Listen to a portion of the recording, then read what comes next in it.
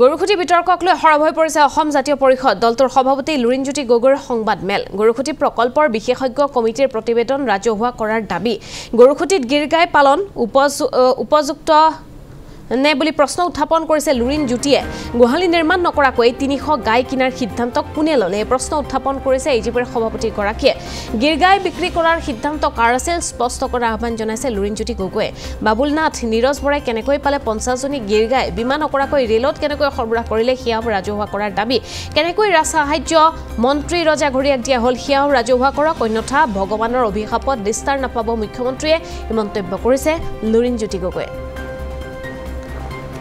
এই প্ৰকল্পৰ লৈ বিভিন্ন ধৰণৰ কথা বতৰা চলি আছে বিভিন্ন ধৰণৰ হেহতীয়া আমাৰ মুখ্যমন্ত্ৰীৰ তৰফৰ পৰা ভাষ্য আহিছে এতিয়া আমি প্ৰশ্ন কৰিব খুজিছোঁ যে এই গৰুখুটি প্ৰকল্পটো অসম চৰকাৰৰ আচলতে কোনটো বিভাগৰ অধীনত এই কথাটো স্পষ্ট কৰিব লাগে বিভিন্ন ব্যক্তিৰ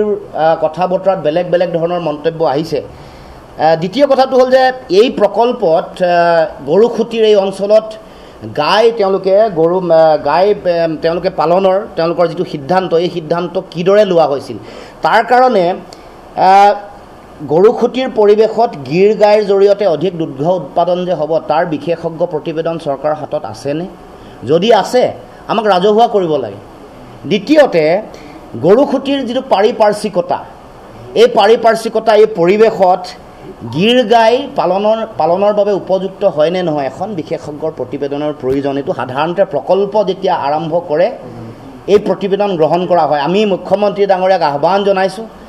যে সেইখন প্ৰতিবেদন দুয়োখন প্ৰতিবেদন ইয়াৰ পাৰিপাৰ্শ্বিকতাত গিৰ গাই পালন উপযুক্ত নে সেই প্ৰতিবেদনখনো আমাক ৰাজহুৱা কৰিব লাগে দ্বিতীয়তে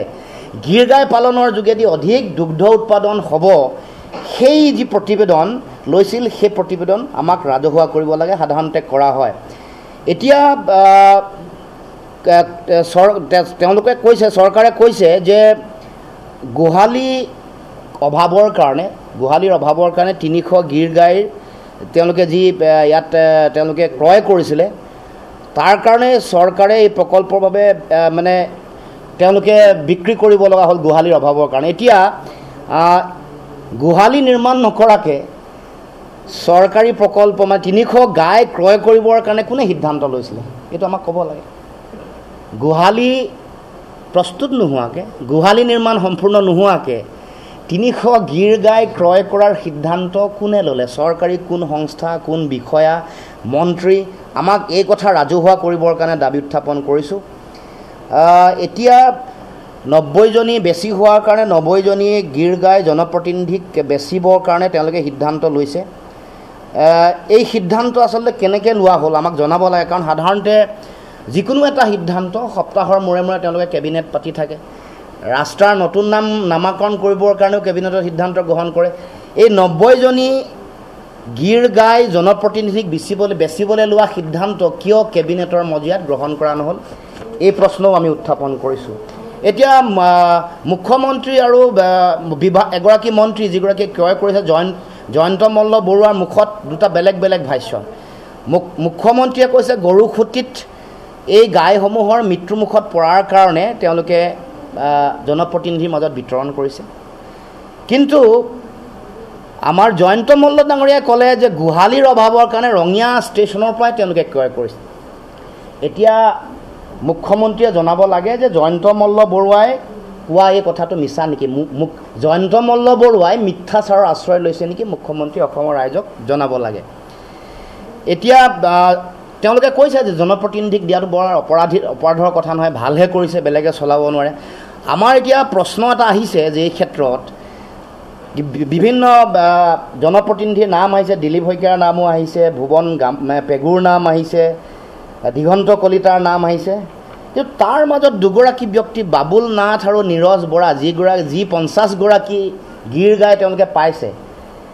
এওঁলোকৰ আচলতে এতিয়া দুয়োগৰাকী আচলতে কোনখন দুগ্ধ ফাৰ্মৰ লগত এওঁলোকবোৰ জড়িত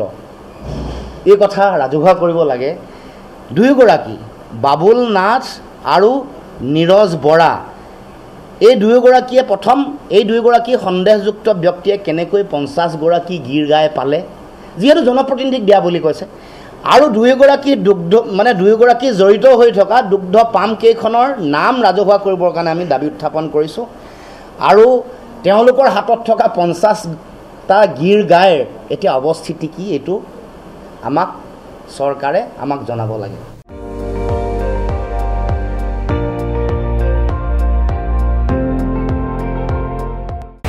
আপুনি চাই আছে ND24 সৰ্বশ্ৰেষ্ঠ নহয় সৰ্বোত্তমৰ দৌৰত।